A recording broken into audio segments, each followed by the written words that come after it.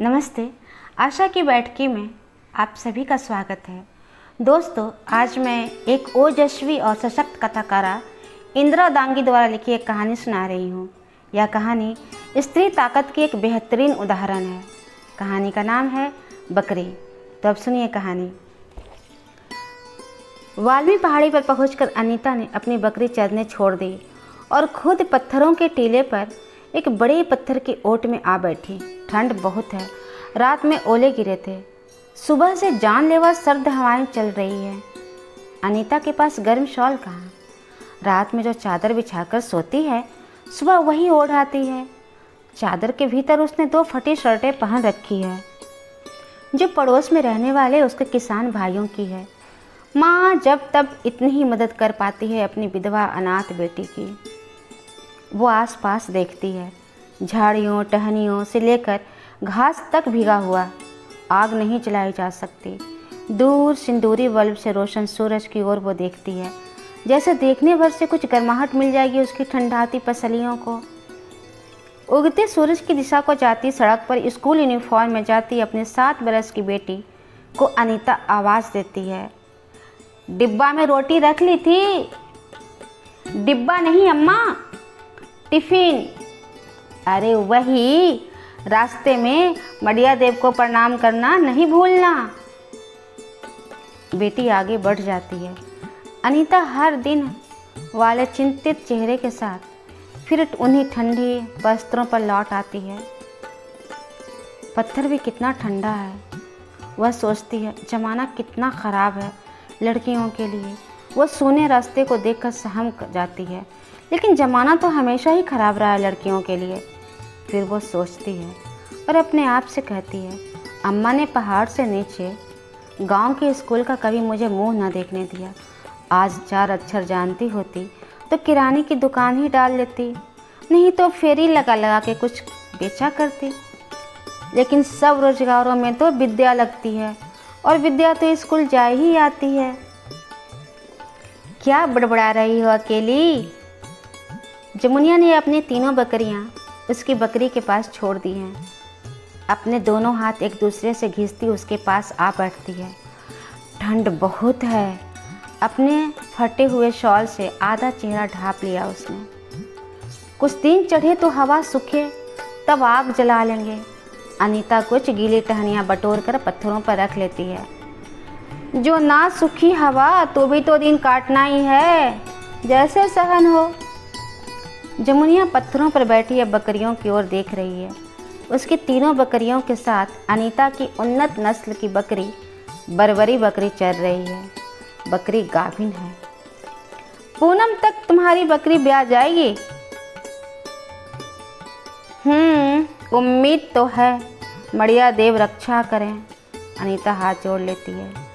पहाड़ी गांव के नीचे जंगल में किसी पेड़ तले 4-6 ईंटों से बनी नन्ही मड़िया को ही अपना रक्षक मानती है अनीता। मन ही मन स्मरण किया, देव जीवन की पूंजी की रक्षा करें। स्कूल जाती बेटी और सामने चरते बरबरी कीमती बकरी। पूरे गांव में बरबरी बकरी एक तुम ही खरीद कर ला पाई हो। अपनी चांदी की हसूली भी तो बेची है भाभी, तन का आखिरी जेवर था। चांदी बेच कर ली हो तो सब चांदी ही करेगी।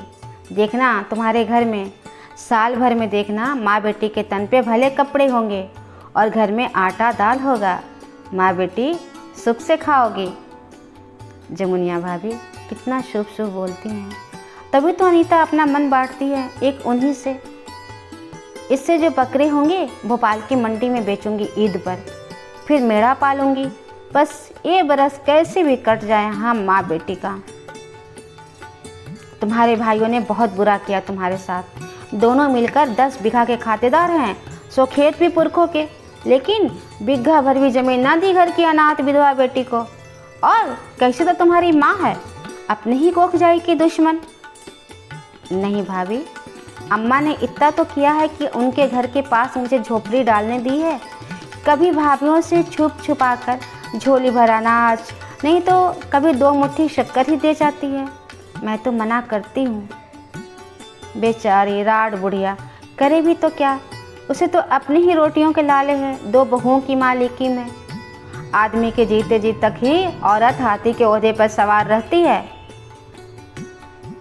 अनीता को अपने पति याद आया। ससुराल के बड़े कुनबे का खेती से पूरा नहीं पड़ता था। क्रेशर पर काम करने चला गया था वो।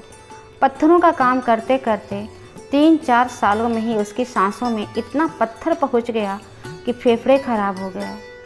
ससुराल ने साथ नहीं मिला, न इलाज के लिए पैसा ही दिया। 3 महीनों तक वो सरकारी अस्पताल में अपने रोगी पति को लिए पड़ी रही। नरक जैसा जीवन जिया उसने वहाँ अपनी बच्ची के साथ। अस्पताल में बेड ही न मिला। जनरल वार्ड की गंदगी के एक कोने में चादर बिछाए पति को लिटाए रहती थी। कभी कभार डॉक्टर आते थे, कभी दवाएं मिलती थी, कभी मना कर दिया जाता था। नर्सों की गाली गलौज और वार्ड के सफाई कर्मियों की गंदी नियतों के बीच वो कैसी भी रहती रही अपने रोगी के साथ कि वहाँ उसका पालनहार जी जाए।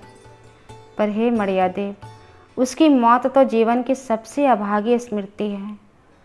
लाश को ससुराल के गांव तक ले जाने को एम्बुलेंस तक न दी थी जिला अस्पताल ने।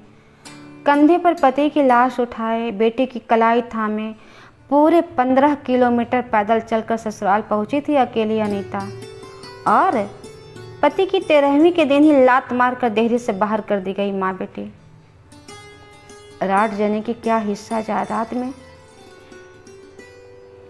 धूप कुछ बेहतर होकर चमकी है। जमुनिया और अनीता ने लकड़ियां और सूखे पत्ते इकट्ठे कर आग जला ली है। बेटी तो तुम्हारी यहाँ आते ही स्कूल जाने लगी। झोपड़ी भी तुमने खड़ी कर ली है। घर चल के सराया लेकिन अनीता।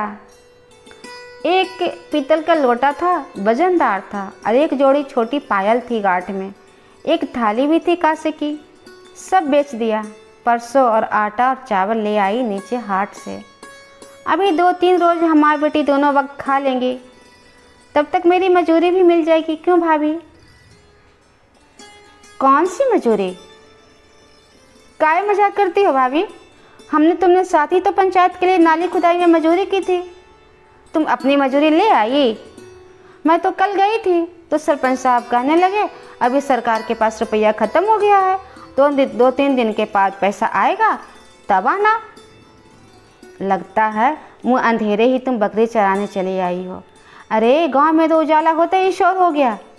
तुमने नहीं सुना क्या? सरपंच और सचिव दोनों फरार हो गए हैं। क्या? हाँ, गांव के हर कच्चे पक्के मकान में एक शौचालय बनवाने को सरकार से रुपया लिया और खा गए दोनों। आज सुनते हैं पुलिस आनी थी गिरफ्तार करने, सो दोनों मुंह अंधेरे ही फरार हो गए। अब मजूरी हमारी भाभी। अनीता की आंखें डबडबा आई। जमुनिया के दिल में आया कह दो भूल जाओ अपनी मजूरी, लेकिन वो कह ना सकी। आग तापते अनीता ने कपड़े का टुकड़ा खोला। रात की बची एक रोटी वो लेते आई थी समय से। बाकी 2 रोटियां बेटी के लिए छोड़ आई थी। एक उसने खाई होगी, एक स्कूल ले गई होगी। आग में सेक कर अनीता अपनी रोटी खाने लगी। जमुनिया ने अपने खाने के डिब्बे में से अचार की फाक और प्याज का टुकड़ा निकाल कर उसकी ओर बढ़ा दिया। अनीता ने चुपचाप भारी मन से उसे भी ले लिया और खा लिया। अनीता बिन्नू, तुम तनिक बकरियां देखना। घर के कछु काम निपटा कर आती हूँ अभी। जमुनिया चली गई। अनीता जानती है वो दोपहर ढलने से पहले नहीं लौटेगी। अचार की फांक और प्याज के टुकड़े तक की कीमत वसूल कर लेते हैं लोग। बकरियां चर रही हैं, आसपास कोई दिखाई नहीं दे रहा। अनीता जल्दी से पास के पीपल पर चढ़ गई और पत्ते तोपने लगी। कोई देख न ले। पेड़ पर स्त्रियों का चढ़ना मना क्यों है? कम से कम उन स्त्रियों के लिए तो नहीं मना होना चाहिए जिनकी बकरी रात में भूखी रहती है। अनीता जल्दी जल्दी पत्ते तोप कर नीचे बिछे अपने चादर पर फेंकती जा रही है। किसी भी चरवाहे की इस तरफ आने से पहले वो बकरी की रात भर की खुराक इकट्ठी कर चादर को बांध कर रख देगी एक और छुपा कर। थोड़े से ही पैसे हाथ में आते ही वो सबसे पहले का हंसिया खरीदेगी। फिर पीपल पर नहीं चढ़ा करेगी। बबूल और बेरी की झाड़ियों की टहनियाँ काट कर घर ले जाया करेगी। अनीता का ध्यान पीपल के पत्ते तेजी से तुपने और हंसिया खरीदने की ख्वाहिश के बीच खो गया और वो प्रकृति के माहौल में हो रहे उन परिवर्तनों और चेतावनियों को नहीं भाप पाई जो होती है जब कोई हिंसक आता है। अचानक बकरियों के तेज ममियाहटों और रियाहटों से हवा चीख उठी और सबकी आवाज़ों में शामिल जिसकी आवाज़ नहीं हो सकी वो अनीता की ही बरबरी बकरी थी। जब तक अनीता ने पीपल से नीचे देखा, तेंदुआ उसकी बकरी की गर्दन दबोच चुका था। ओ मेरी बकरी!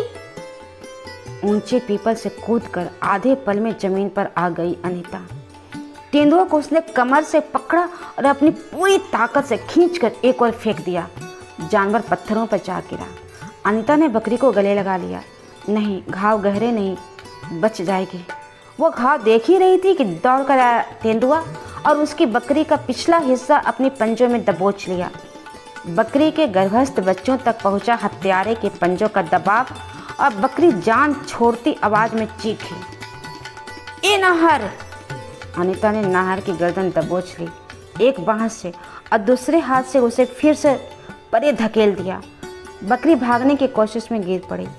अनीता उसे ओट देकर खड़ी हो गई नाहर के सामने। अब दाव पर जान और जीवन पूंजी दोनों है। हिंसक तेंदुआ फिर उछला हमला करने, पर अब की शिकार बकरी नहीं चरवाहिन है। हमले से अनीता गिर पड़ी। तेंदुआ की पकड़ में शर्ट की कॉलर आई।